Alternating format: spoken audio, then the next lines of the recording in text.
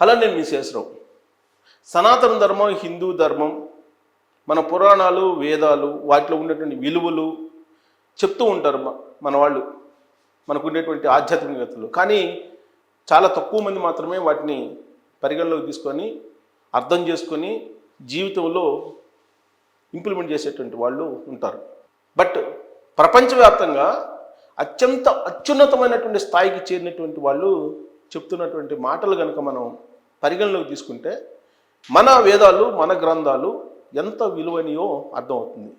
ఇప్పుడు తాజాగా సునీతా విలియమ్స్ అంతరిక్షంలోకి వెళ్ళి ఆవిడ కేవలం 8 రోజులు ఉండి మళ్ళీ వెనక్కి రావడానికి సిద్ధమై వెళ్ళారు. కానీ అక్కడ ఉండిపోవాల్సి వచ్చింది అనివార్యంగా. సాంకేతిక కారణంగా ఆవిడ వెళ్ళినటువంటి స్టార్లైనర్ అనేటువంటి అంతరిక్ష వాహనం అక్కడ చెడిపోయింది. దాంతో 286 రోజులు అంతరిక్షంలోనే ఉండాల్సి వచ్చింది ఆవిడ. మరి అలాంటి పరిస్థితుల్లో మనం ఉంటే ఊహించుకోండి మీరు. జస్ట్ మనం లిఫ్ట్లో కనుక క్లోజ్డ్ లిఫ్ట్లో ఎక్కి మధ్యలో ఆగిపోతే మనం ఎంత టెన్షన్ పడతాం. మరి అలాంటి సునీతా విలియమ్స్ గారు అంతరిక్షంలోకి వెళ్ళి 8 రోజుల్లో తిరిగి వస్తామని చెప్పి అనుకొని 286 రోజులు ఉండాల్సి వచ్చింది. మరి ఎంత టెన్షన్ పడాలి? కానీ టెన్షన్ పడలేదు. టెన్షన్ పడకుండా ఎలా ఉండగలిగారు అనేది ఒక పెద్ద ఆశ్చర్యకరం ప్రపంచవ్యాప్తంగా కూడా.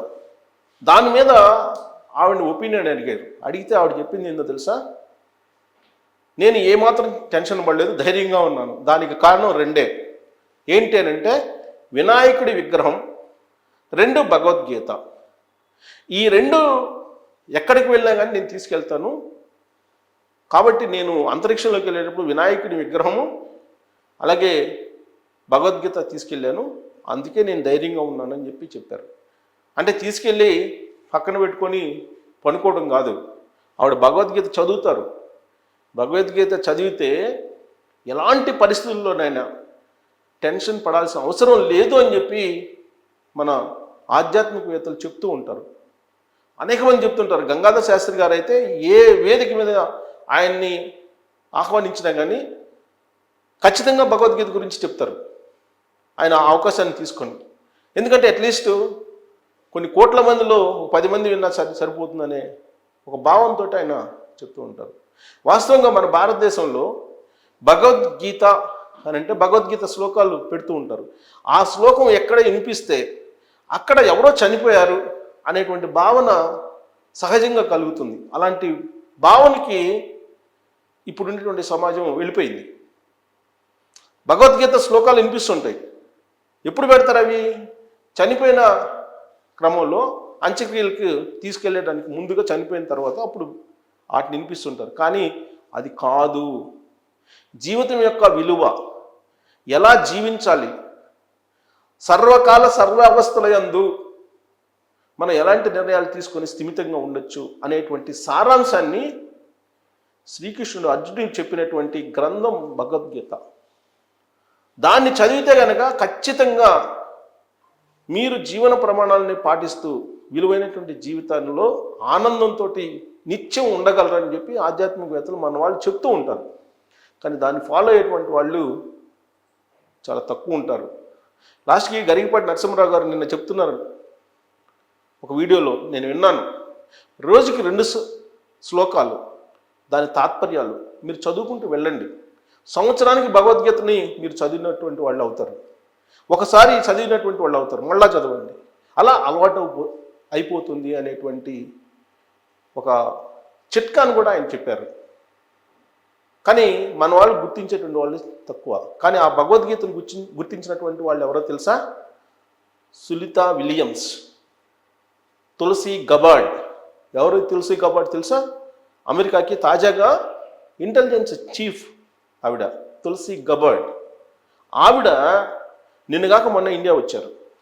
ఇండియా వచ్చి ప్రపంచవ్యాప్తంగా ఉండేటువంటి ఇంటెలిజెన్స్ చీఫ్స్ అందరూ కూడా సమావేశం అయితే ఆ సమావేశంలో నరేంద్ర మోడీ గారిని కలిసిన సందర్భంగా ఆవిడ భగవద్గీత గురించి మాట్లాడారు. భగవద్గీతలో ఉండే అంశాల గురించి మాట్లాడారు. భగవద్గీత ఇచ్చేటువంటి ధైర్యం గురించి నరేంద్ర మోడీ గారితో పంచుకున్నారు. అంటే ఆవిడ భగవద్గీత మీద ఆవిడ అంత ఆధారపడి ఉన్నారు. Tulsi Gabbard. ఇంకోళ్ళు చెప్పనా, యశ్యప్ పటేల్, ఐ థింక్ కాశ్యప్ పటేల్, యశ్యప్ పటేల్. ఈ మధ్యకాలంలో అమెరికా FBI ఆయన చీఫ్. అక్కడ మనకి సిబిఐ లాగా, అక్కడ FBI లాగా, federal bureau of investigation, FBI chief. ఆయన ఎంపికైన తర్వాత ప్రమాణ స్వీకారం చేస్తూ భగవద్గీత మీద ప్రమాణం చేశారు. ఆయన భగవద్గీత మీద ప్రమాణం చేశారు ఆయన బాధ్యతలు స్వీకరించేటువంటి సమయంలో. అంటే భగవద్గీత ఎంత వాల్యూ. ఇంకొంచెం వెనక్కి వెళ్తే కెనడాలో పార్లమెంటు వేదిక చేసుకొని భగవద్గీత మీద ప్రమాణ స్వీకారం చేసి ఒక మెంబరు కెనడా పార్లమెంట్లో ప్రమాణ స్వీకారం చేశారు. ఇక భగవద్గీత మనకున్నటువంటి దేవుళ్ళ గురించి చెప్పాలంటే మనం ఇంకొక అంశం కూడా చెప్పుకోవచ్చు. అమెరికా మాజీ అధ్యక్షుడు బరాక్ ఒబామా, ఆయన ఏం చెప్పారో తెలుసా, మీరు ఎలా ధైర్యంగా ఉండగలరు, ఏ విధంగా మీరు అమెరికా అధ్యక్షుడిగా విజయవంతం కాగలిగారని అంటే, తాను భద్రపరుచుకున్నటువంటి హనుమాన్ విగ్రహాన్ని చూపించారు, హనుమాన్ సింబల్ని చూపించారు. హనుమానే తనను కాపాడుతున్నాడు అనేటువంటి భావంలోకి ఆయన ఉన్నారు. హనుమాన్ విగ్రహాన్ని చూపించి హనుమాన్ ఉపాసకుడిని, హనుమాన్ నమ్ముకుంటానని చెప్పి ఒబామా ఒకనొక ఇంటర్వ్యూలో చెప్పడం జరిగింది. అంటే భగవద్గీతకు ఉన్నటువంటి వాల్యూ అది. పైగా అమెరికాలో విచిత్రమైనటువంటి పరిణామం, మరి ఇది యాదృచ్ఛికంగా జరిగిందేమో. తులసి గబార్డ్ గుజరాత్ మూలాలు ఉన్నటువంటి, మన భారతీయ మూలాలు ఉన్నటువంటి మహిళ తులసి గబార్డ్. సునీత విలియమ్స్ గుజరాత్ మూలాలు ఉన్నటువంటి ఆమె, అంతరిక్షంలోకి వెళ్ళిన సునీత విలియమ్స్. తర్వాత ఇప్పుడు FBI ఆయన కూడా, యశ్యప్ పటేల్, ఆయన కూడా గుజరాత్ మూలాలు ఉన్నటువంటి వ్యక్తి.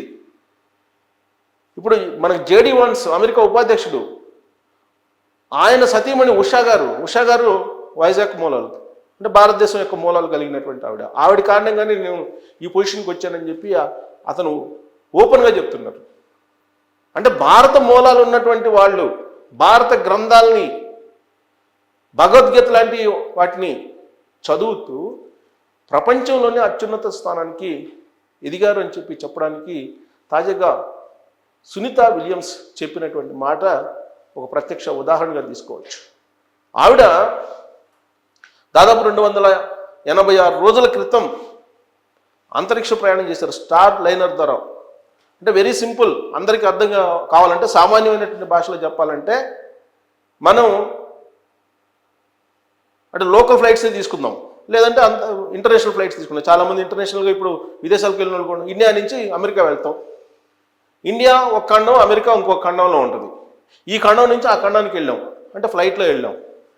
కాకపోతే అక్కడ భూమి ఉంది, ఇక్కడ భూమి ఉంది, గురుత్వాకర్షణ శక్తి ఉంటుంది. కానీ అంతరిక్షంలో గురుత్వాకర్షణ శక్తి అనేది ఉండదు. అంతరిక్షం ఎక్కడి నుంచి స్టార్ట్ అవుతుందని చెప్పి మనం క్వశ్చన్ చేసుకుంటే, నాసా ఏమో 80 కిలోమీటర్ల తర్వాత నుంచి అంతరిక్షం స్టార్ట్ అవుతుందని అంటారు. బట్ ఇంటర్నేషనల్ స్పేస్ స్టేషన్ వాళ్ళేమో 100 కిలోమీటర్స్ పైనుంచి అంతరిక్షం అని అంటుంటారు. అంటే రకరకాల భావాలు కలిగి ఉన్నాయి. రష్యా వాళ్ళు ఒకటి చెప్తారు, అమెరికా వాళ్ళు ఒకటి చెప్తారు.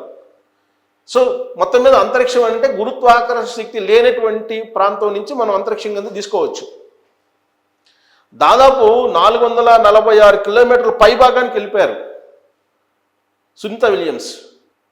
అక్కడ అంతరిక్ష కేంద్రానికి వెళ్ళిపోయారు. యాక్చువల్గా అక్కడ అంతరిక్ష కేంద్రం ఉంది. అక్కడ అంతరిక్ష కేంద్రం అంటే వెరీ సింపుల్ అండి. అక్కడ ఒక కంటైనర్ లాంటి ఒక ఇల్లు ఉంటుంది, దాంట్లో ఆక్సిజన్ ఎవ్రీథింగ్ ఉంటాయి.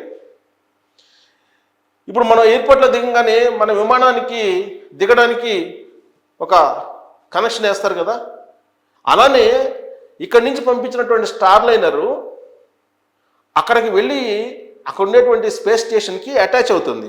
అటాచ్ కాగానే ఈ స్టార్ లైనర్ అంటే మనం వెళ్ళే అంతరిక్ష నౌక, ఈ అంతరిక్ష నౌక నుంచి మనం ఈ స్పేస్ స్టేషన్లోకి వెళ్ళిపోతాం.